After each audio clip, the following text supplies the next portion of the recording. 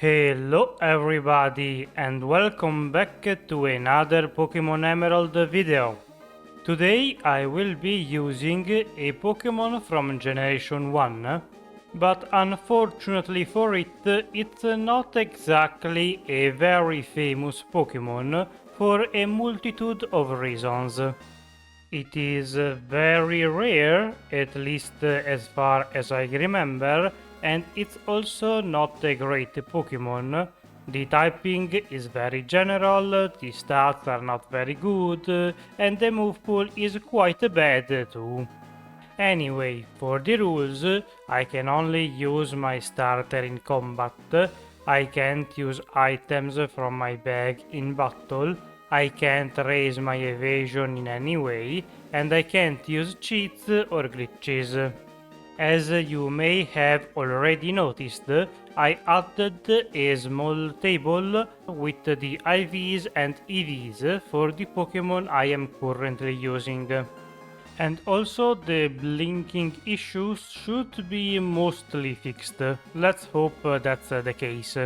Anyway, getting back on track. Farfetch'd starts off with the Peck, which is decent, at least is an okay move with Stab, so for the first few fights in the game we should be fine. Also, the only decent stat on Farfetch'd is attack, since 90 is okay but nothing too great.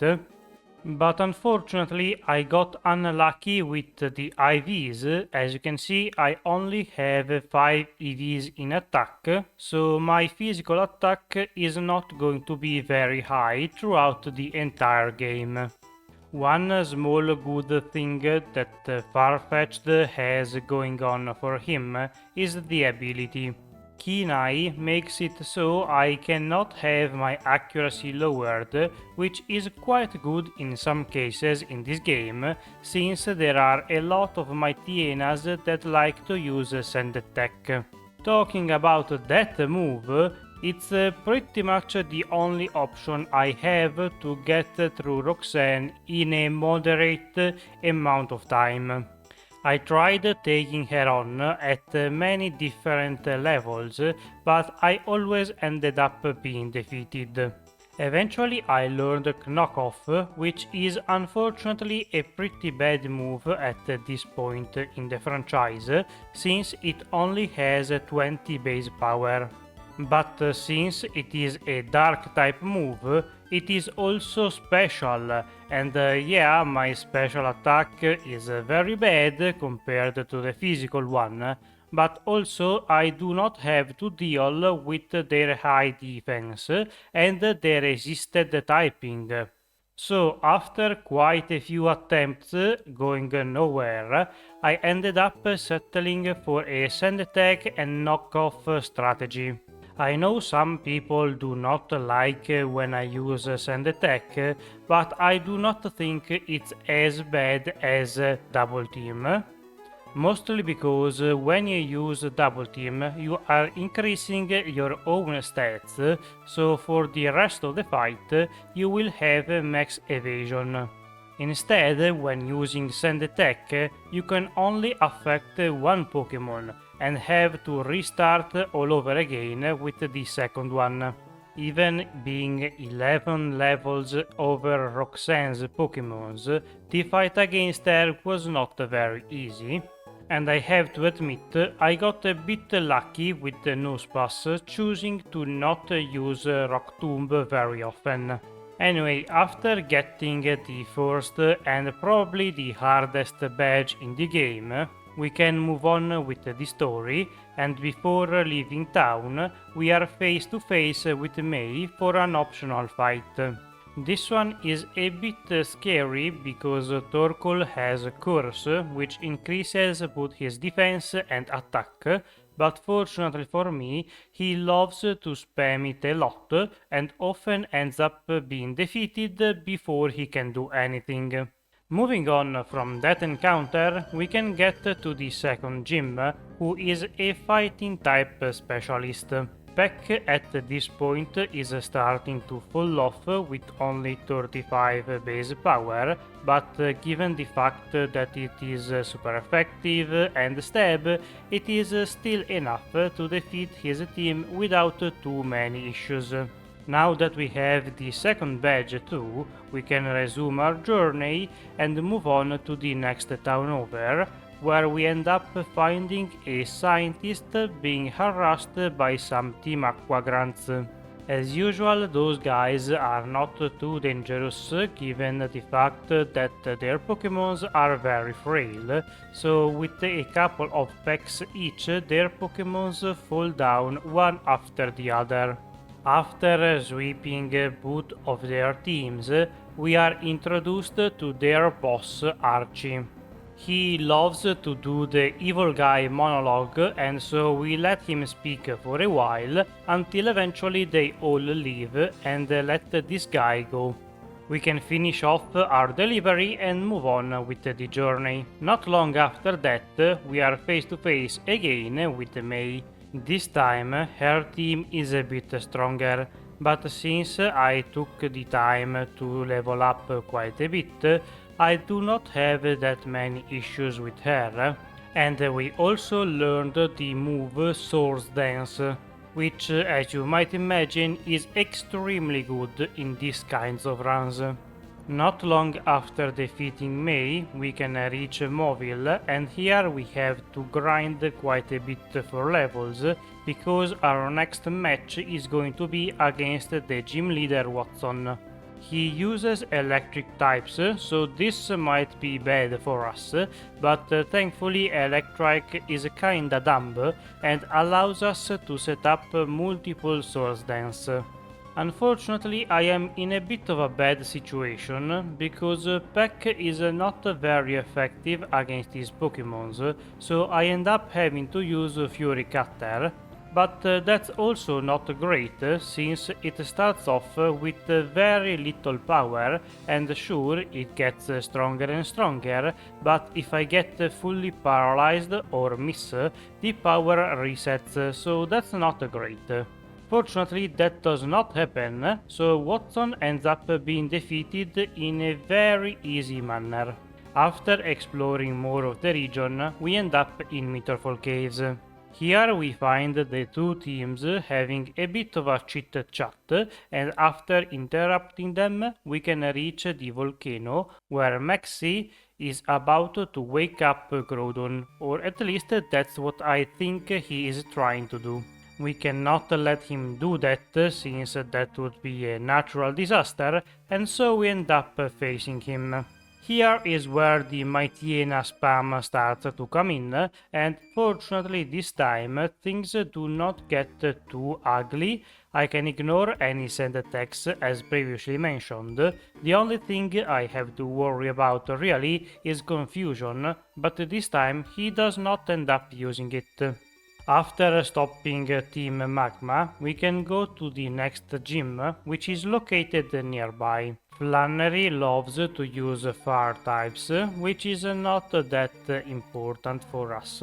The only thing that might be a problem is Torkoal, since it has a lot of physical defense, but since her Numel is not very bright, he too allows us to use multiple Swords Dance. With my attack maxed out, I am much more confident I am able to defeat the Torkoal in one shot, and that's exactly what happens, so the fourth badge was easy too.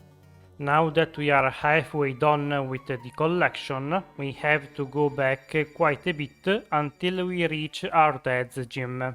He specializes in normal types, and as usual he is quite a bit tougher than might seem at first. Spinda does not use Tether Dance, and that was his biggest mistake, because I can take the opportunity while he heals to set up a Sword Dance, and from here I can sweep his team until slacking. I stole him out a bit because of counter, and even with an extra Swords Dance, he still leaves a slash. Man, this guy is a tank. And he also crits me back, nice, but I do not end up falling and the next turn he is defeated, earning ourselves the 5th badge of the region. With it we can use Surf out of combat, and so we can explore a much bigger part of the region. Eventually we stumble upon the Weather Institute, where there are some scientists held hostage by a Team Aqua Admiral. Shelly is not too bad, even though I am surprised her Mightyena lived a hit. That's the power of Intimidate, I guess. Not long after that, we have to challenge May once again. And here I could have once again used Swords Dance and then swept her team, but I did not think it was necessary.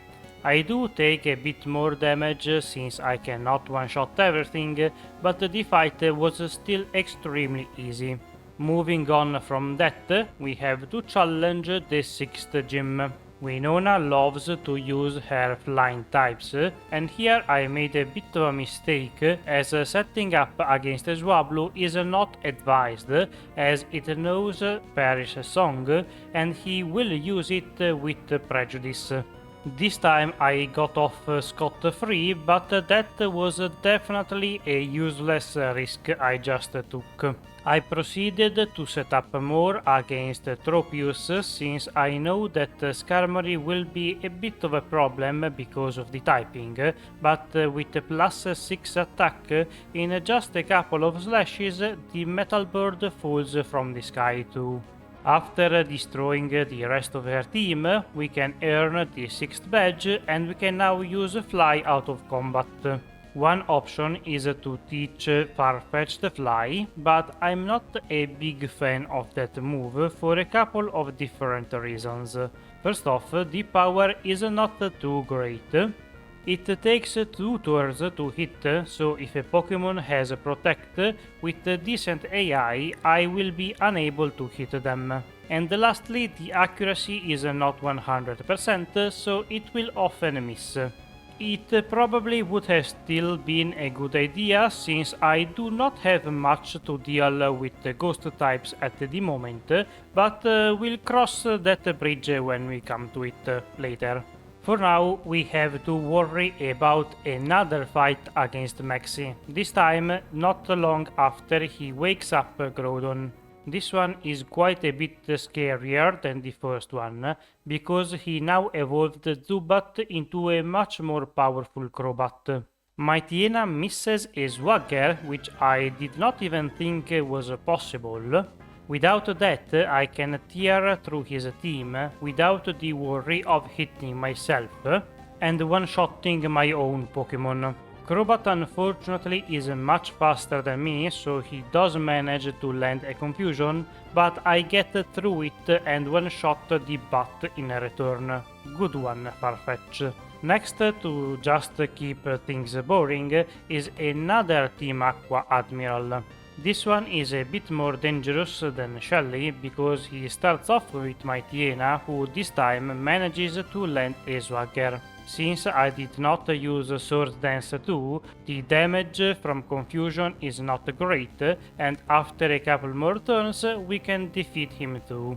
From here there was a lot of grinding until I got to Tate and Liza, and unfortunately I got defeated quite a few times, mostly because I need a few turns to properly set up with Swords Dance, and while I was doing that, their Pokemons would just wail on me with Psychics and other powerful moves, eventually lowering my HP enough and defeating me. It was just a matter of trying the fight a few times until I got lucky enough to the point where I did not get destroyed while setting up, and thanks to the remaining HP I can defeat the rest of their Pokemons before they can defeat me. With Tate and Liza gone, we are almost done with the badges, but before we can leave this island, we have to take on another double fight. This time with Steven against the leadership of Team Magma. Their Pokémons are the usual suspects, Mightyenas, Crobats and Camerats. Nothing too crazy, but again, if confusion has its way, it could end up badly for me. Of course, I immediately get hit with the Swagger, so yeah, great start. Here I have a question for you if anybody knows. Does Reflect lower the damage that you do to yourself in confusion? From a quick glance of what just happened, I don't think that's the case, as I am doing a lot of damage to myself. Sure, I have a Swords Dance and Swagger buffs, but that seems a bit too much if my defense was raised by that move. Anyway, after a little while I can snap out of confusion, and from here things are much easier, since I can defeat all the Pokémons on the right side, which I think they are the Maxis ones. So with only the other guy left, there is little he can do to stop me, especially because he ends up confusing the wrong target. Eventually we can defeat all of their Pokémons too, and now we are finally done with this floating rock. Eventually we can defeat all of their Pokémons too, and we are finally done with this rock. As a thanks, Steven gives us the Dive HM, which will be immediately useful as I need to use it to reach the seafloor cave, where we can find the other team leader about to wake up the second legendary. The fight against him is not too different from all the previous ones against Team Magma.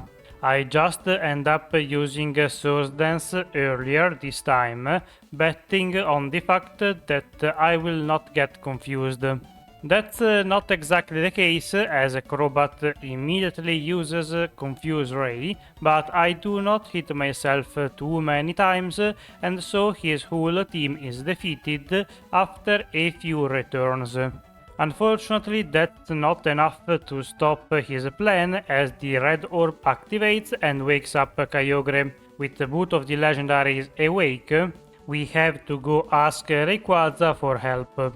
While I do that, could you do me a favor and press the like, subscribe, share, ring the bell, all of that YouTube stuff. It may not seem like it, but it helps out a lot. Once we are done with the end of the world scenario, we can resume our badge collecting quest with the last one, who is held by Juan, the water type gym leader. He is not a big threat. I can set up a bunch against Celio, even though it is using Aurora Beam, which is dealing a decent amount of damage to me. I did not want to set up against Ladvisk, as it can confuse me very easily. After a couple of Swords Dance, I am more than ready to sweep the rest of his team, taking down one Pokémon after the other with a return. Once we have obtained his badge too, it's time to embark on the journey through Victory Road. Here we are immediately stopped by our secondary rival Wally. His team is not too bad, but unfortunately for him, his lead also likes to set up, so we both end up using boosting moves in each other's face. And while he attacks me first because he is faster, the damage is not too crazy, and from here I can sweep the rest of his team since I am at +4 attack. And even the resisted Magneton ends up falling in just one hit. After defeating Wally 2, we can resume the journey through the Victory Road, where I can fight a few more trainers for a couple extra levels, but eventually we reach the League, where I can soon enter and face the first Elite Four. Sidney's team, even though it's a bit different than the Team Aqua and Magma ones, operate on the same principles. And just like them, as long as I do not get confused and hit myself to death, I am going to be fine. Things could have been much worse for me if my Tiena used Scary Face and lowered my speed, but since he didn't, I am now faster than everything else on his team and can easily defeat all of them with one hit each. The second member of the Elite Four is Phoebe, and she uses ghost types, which might be a problem for me. I do not have a whole lot to hit them with. The only thing I currently have on my move pool is Steel Wing, but considering that it is not stab, the damage is not very good. Here is where I could have used Fly, but I was worried that the lead Dusclops could be smart enough to protect while the Fly would hit and then curse me for an easy KO on me. Instead, the fight was a bit of a struggle with Steel Wing, as many of her Pokémons survived the hit, and there is always the problem of missing. Even though my HP dropped quite a bit during the encounter, we still came out on top, and now we can move on to the third Elite Four. Glacia uses ice types, so she should be scary, but that's not really the case. Her team always likes to have the hail up, so it will use hail any chance it gets. And that's a free setup turn for me. It was a bit risky to use a second Swords Dance with Celio, since it could have body slammed and paralyzed me, and that would have for sure spelled the loss, but I got a bit lucky and it only went for Ice Ball. From here, the only thing I was kinda worried would survive is Walrein, but that's not the case, and the big tusked Walrus is also defeated in one turn. Lastly, we have Drake, who is often the hardest of the Elite Four, and today that's the case too. I end up being defeated a few times by his powerful dragons, because I do not have quite the firepower necessary to take them out, and I am kinda slow.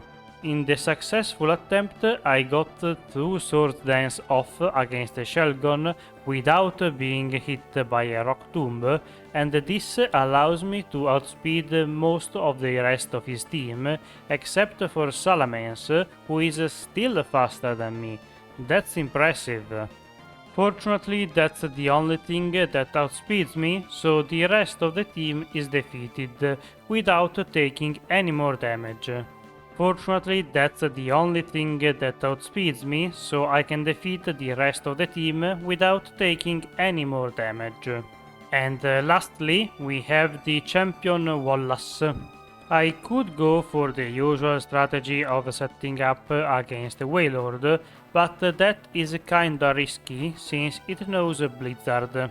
I still took the chance and it worked out for me since it only ends up using Rain Dance. I did not want to push my luck though, so I defeated him, and also the Tentacruel that came out soon after. I tried to do the same with my Milotic, but it survived a hit and hit me back with a very powerful Surf. Since I knew Wallace would heal, I took the turn to set up once more, and now my attack is through the roof, and for sure I can defeat the rest of his team in one hit, except maybe for Gyarados since it too has Intimidate. But Wallace is not too bright and sends him out last, so that Intimidate does not have that much of an effect. And that's how Farfetch'd became the champion of the Juan region. I have to admit, it was not as bad as I was initially thinking, but it was also not that great considering that Farfetch'd can learn Swords Dance, an extremely powerful move in this kind of runs.